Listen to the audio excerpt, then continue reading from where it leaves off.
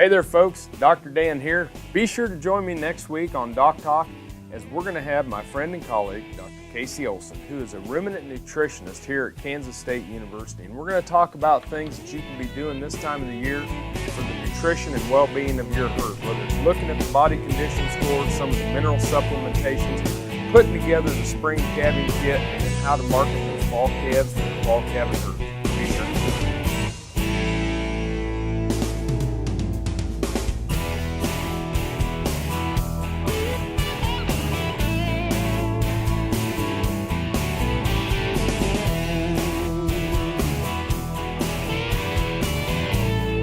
Closed captioning brought to you by Ag Promo Source. Together we grow.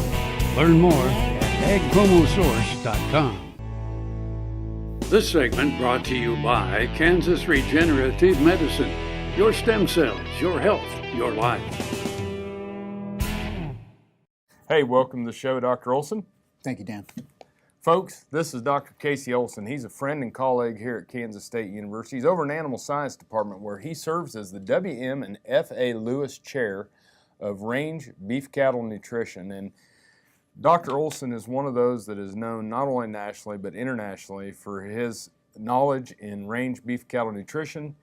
And probably the thing that amazes me the most is how humble, hardworking he is, and how down-to-earth he is for all the papers and stuff that you've written. Goodness, that's high praise. Well, I don't deserve it, folks. Yeah, he does. But anyway, we had talked about a nutritional consult, and as we'd talked off camera and planning this show, you know, that not everybody can afford someone to come out. No, I mean, our average commercial cow herd here in the state of Kansas is less than 100 cows. Even our bigger operations are certainly less than 400. And with that kind of a cash flow picture, it's very difficult to afford professional advice on a regular basis. I mean, we can all always rely on our local veterinary practitioners, on our extension specialists, but having an individual on retainer is probably cost prohibitive for most of us. So we decided, hey, Dr. Olson we got, a few 100,000 people watching. We could just take the consultant to you. And I asked Dr. Olson then, what are some of the things that you would look at if you were coming in to do a nutritional consult this time of year to somebody's herd? What are some things that you would be looking at or be talking to your producers about? Sure. Specific for this time of year, our spring calving producers are just entering late gestation, most of them. And there's an additional level of nutritional stress on those cows. For our fall calving producers, those cows would be in about mid-lactation right now, and there's a similar level of nutritional stress on those cattle. First thing I'm going to ask to do is see the cows and walk through them. I'm going to be looking for body condition. Now, evaluating body condition visually is always a little risky, but you can tell pretty closely walking through a set of cows how many of them look to be in adequate condition and how many of them look like they could need a few extra groceries. I had the privilege this fall of 2 hours of windshield time with Burke Teichert, one of the greatest ranch managers of all time. And he was telling me a story about one of his former employees. The first thing he said about this employee is that his cows perform best of all the individual foremen on the ranch that he was managing at the time. And he said that group of cows had the lowest supplementation bill. I said, well, Bert, how do you pull that off? And he said, well, he looked at his cows at least every other day. And when the time came for those cows to need just a little bit extra, he would reach into that cake box and he would give them a little bit extra. It was sort of a put and take scenario of supplementation. When they looked like they were hungry, they got more feed. And when they didn't look like they were hungry, they got a little bit less. Pretty good philosophy. Kind of like maybe what I should do when I look in the mirror and back off, push away from the dinner table a little quicker. My condition is looking extra good today. Yeah. Probably do without that stuff. But I think it gets back to just, don't overlook the obvious. You're with your cows every day, and there are some things that we can be reading. There's no substitute for time spent with those cows and putting eyes on them. Yep. Well, let's take a break. When we come back from the break, we're going to talk about some things, folks, such as mineral intake, some of the things that you can do to get ready for your calving season coming up, and much more. We're having fun here with Dr. Casey Olson. More Doc Talk after these messages. No matter where, no matter why, the Veterinary Health Center at Kansas State University is committed to providing quality patient care to animals and exceptional customer service to their owners. From routine checkups to emergency and specialty care, our world-renowned specialists and experienced professionals are here to discover, to teach, and to heal. Let us know. How can I help? How can we help? Ag Promo Source is a unique group of marketing specialists with one mission: help your ag business grow. Each affiliate has their own area of expertise, and they work together to bring you advice, products, and services. To get started, visit agpromosource.com. Ag Promo Source. Together we grow. This segment brought to you by Santa Fe Trail Meats in Overbrook. Visit us online at sftmeats.com. Hey folks, welcome back to Doc Talk. Dr. Dan Thompson here with Dr. Casey Olson, who is a range cattle nutritionist. He's a professor, and matter of fact, the WM and FA Lewis Chair of Range Cattle Production Nutrition at the Department of Animal Sciences here at Kansas State University. And Casey, we talked about body condition score. You said you'd gotten some pretty interesting questions or comments about mineral intake this year. I have. And, we have this idea in the cow management world that we have to have mineral in front of cows every day, all the time. We worry constantly about intake not being adequate or intake being excessive. It's usually one or the other. And that is, unfortunately, part and parcel of any kind of a feedstuff that we rely on the animal to select for itself. Good rule of thumb here, folks. Mineral palatability is usually to blame when we have underconsumption issues. If you do have an underconsumption situation, make sure that any loose salt or any white salt, plain white salt, that you have out there for the cattle gets picked up so that the only salt source is that mineral. That'll generally cure underconsumption. Overconsumption is something that we worry about, people worry about just as much. And here are the facts. If cattle consume a 2-week supply of mineral at $800 a ton in 2 days, don't bring them anymore for 2 weeks. Minerals sediment in the fluids and tissues of the body, and it takes weeks and months, not days, to manifest any deficiency. So in the situation where your cattle might be over-consuming mineral, okay, keep track of how much goes out there at any one time. Allow for the number of cattle in the group, consumption at about 1/4 pound per day, and then figure out how many days it should pass before you have to go out there and put more mineral in the feeder. Don't go back before that time is up. That'll cure your overconsumption problems. Huh. And that'll probably help you with cow costs, and yet still get adequate mineral. And that's what I think a lot of people, like when I was talking to the class the other day about, it takes 90 days to get hypovitaminosis A clinical signs. Now you can have decreases in performance, but very rarely are we getting into things where we're really deficient if we're putting it out there.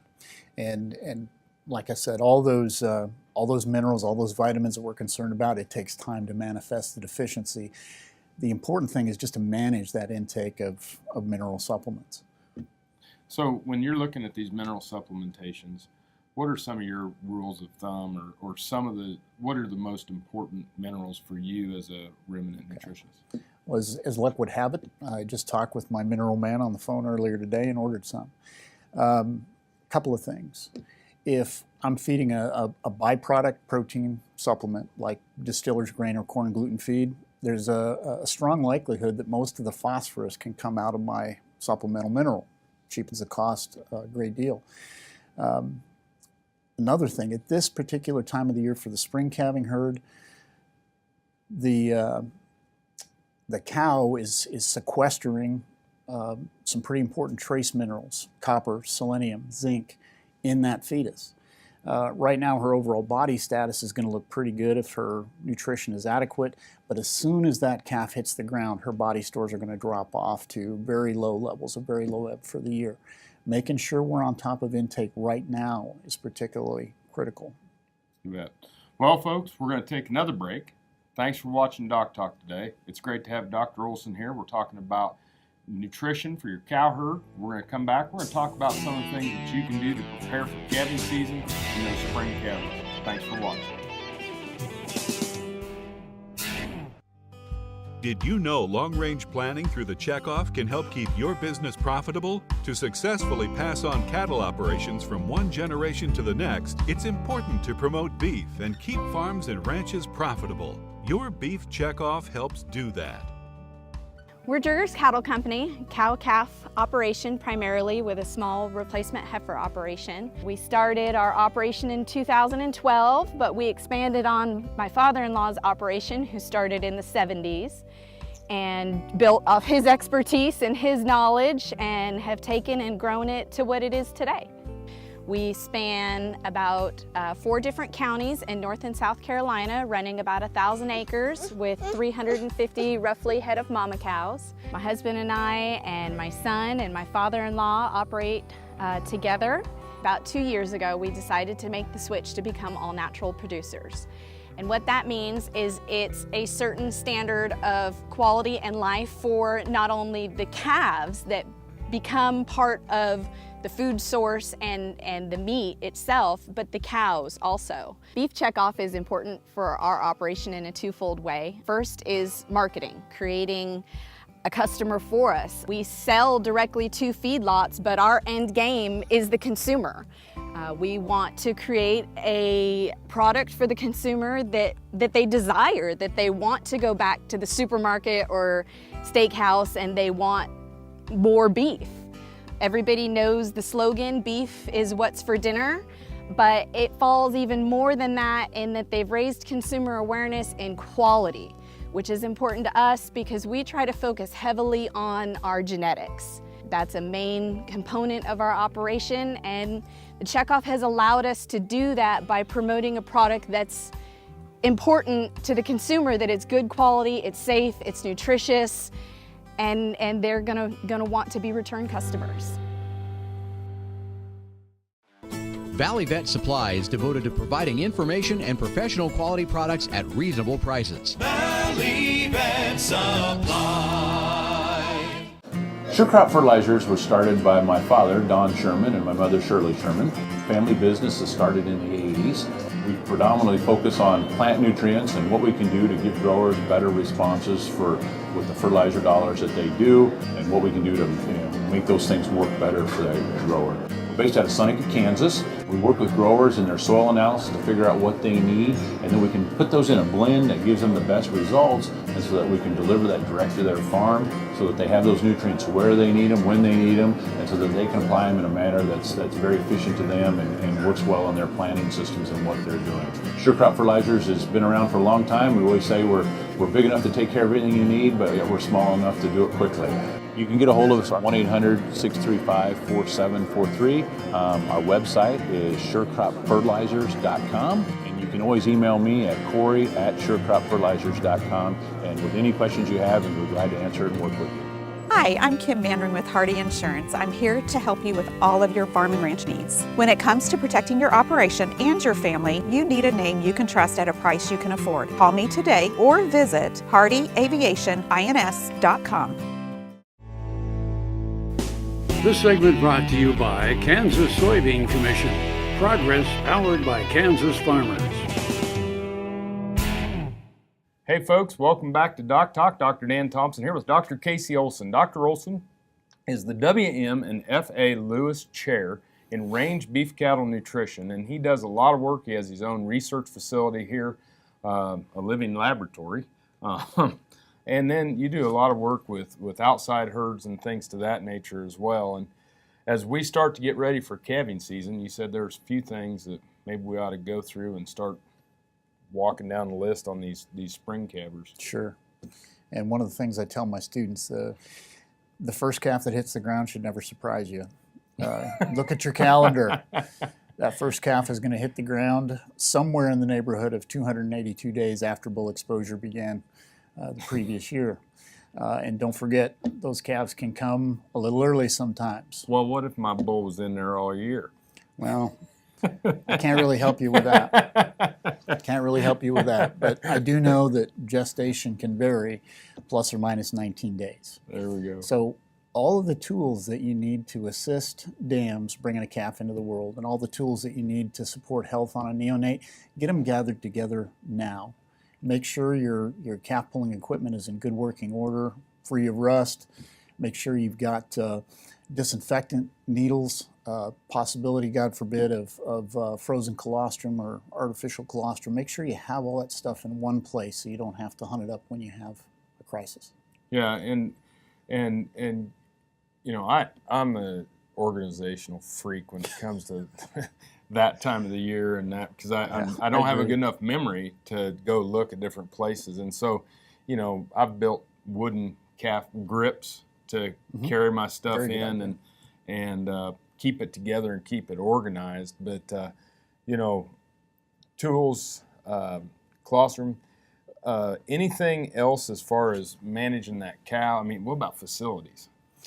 That's a very good point. The time to prepare your calving pastures or prepare your calving facilities is now and not a month from now when those babies are hitting the ground. It's a little appreciated fact that the best thing we can do to support neonate health doesn't involve scours vaccination. It involves getting that dam and that calf into a clean environment to come into the world. You've all heard of the Sandhills Calving system. I don't believe they invented it, but they got to name it. What that involves is moving pregnant cows away from lactating cows at about 2 or 3 week intervals during the calving season. When we can get neonates separated from newborns at about a 2 week birthday span, we break the cycle of transmission of scours. I've used that kind of a calving system for 10 years, and in that whole time I've treated 2 cases of scours with supportive therapy. Yeah, and it's and I think that the management of colostrum, clean calving environment, and then managing biosecurity through the rotational pastures or that, and so many times we've done it the opposite. We kick the cow with the calf out into the new pasture and leave the others up close because of convenience or whatever. Yeah, and I personally believe that that's a mistake. We tend to think that our ability to get to a pregnant cow and help her with delivery is more important than she being in a clean environment with lots of air and space. And experience has taught me that that's just not true. Convenient access is less important than that little umbrella of isolation, clean place for that cow that's about to give birth. Remember, after the water breaks, 30 minutes, you need to investigate on a cow, 60 minutes on a heifer.